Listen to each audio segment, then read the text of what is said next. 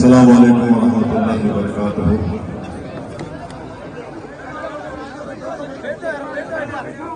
بچڑی گاؤں کے تمام قوم اور ملت کے بزرگ، میری عزتدار ماں اور بہنوں، غیور نوجوان ساتھیوں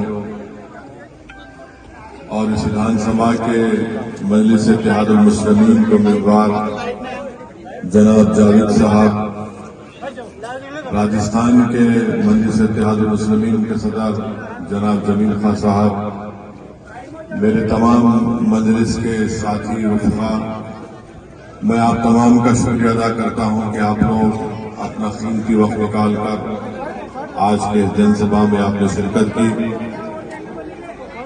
میں آپ سے صرف یہی بات گزارش کرنے کے لیے آپ کے پاس آیا ہوں کہ پہلی مرتبہ مجلس اتحاد المسلمین راجستھان کے ویدھان سبھا کے چناؤ میں الیکشن لڑ رہی ہے، اور ہم نے یہاں سے اپنا امیدوار جناب جاوید خان صاحب، ایڈوکیٹ جاوید خان صاحب کو بنایا ہے، اور ہمارا ماننا یہ ہے کہ بھارت کی راجنیتی میں آپ کو اپنی ایک سیاسی آواز بنانا بہت ضروری ہے۔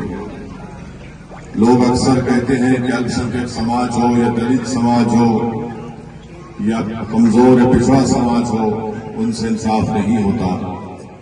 میرا ماننا یہ ہے اور میرا جواب یہ ہے کہ اس سماج کو اگر انصاف چاہیے تو ان کو اپنے ایک سیاسی نمائندے کو اپنی ایک سیاسی طاقت کی بنیاد پر ان کو اپنے امیدوار کو کامیاب کرنا پڑے گا۔ اگر آپ کا امیدوار آپ کے ووٹ سے کامیاب ہو کر ودھائک بنے گا، ایم ایل اے بنے گا، تو وہ آپ کی تکلیف کو اور آپ کی ناانصافی کے خلاف آواز اٹھائے گا۔ بھارت کی جمہوریت میں جب تک آپ اپنے نمائندوں کو کامیاب نہیں کریں گے، آپ سے کوئی انصاف ہونے والا نہیں ہے۔ میں آپ کو صرف چند مثالیں دے کر یہاں سے رخصت ہو جاؤں گا، کیونکہ ایک اور مقام پر ہم کو پہنچنا ہے۔ پچھلے دنوں آپ نے دیکھا کہ ٹرین میں ایک ریلوے پروٹیکشن فورس کے ایک کانسٹیبل نے وردی میں رہ کر اس ٹرین کے کمپارٹمنٹ میں لوگوں کے چہرے یا نام کو پکار کر ان کو گولی مار دی۔ اس میں سے ایک مرنے والے کا نام اصغر شیخ تھا، جس کا تعلق راجستھان سے تھا، وہ یہیں پر رہتا تھا، اس کا تعلق بہار سے تھا، وہ راجستھان میں اپنی فیملی، اپنی بیوی کے ساتھ یہاں پر رہتا تھا۔ اس کو ریلوے پولیس کے کانسٹیبل نے اس کی ہتیا کر دی، اس کا نام پوچھ کر اس کو گولی مار دی۔ ایک اور شخص کو اس نے گولی ماری تھی، اس کا نام عبدالقدیر تھا، وہ حیدرآباد کا رہنے والا تھا۔ اب آپ ایک اور شخص کو گولی ماری جن کے پریوار کے لوگ دبئی میں رہتے تھے۔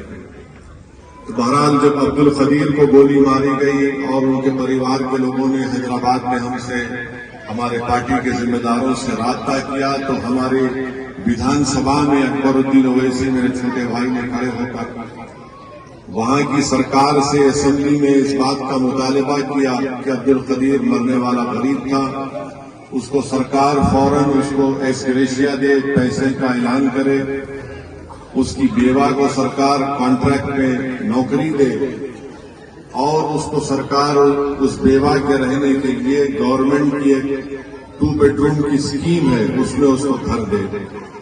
مجلس کے اس مطالبے پر فوراً سرکار نے اس کو 10 منٹ کے اندر منظور کیا۔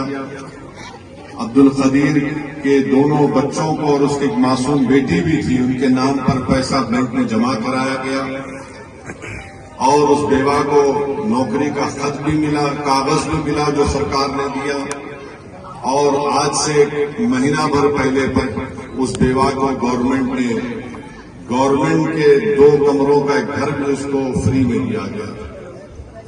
یہ کیوں ہوا؟ کیونکہ حیدرآباد میں، تلنگانہ میں مجلس اتحاد المسلمین کے 7 ایم ایل ایز ہیں، مگر یہی راجستھان میں اصغر شیخ کی جب لاش آئی تو جمیل صاحب گئے تھے، ہمارے ریاست کے راجستھان کے صدر، مگر کیا راجستھان کی سرکار نے یا بہار کی سرکار نے اصغر شیخ کو کچھ دیا؟ نہیں دیا۔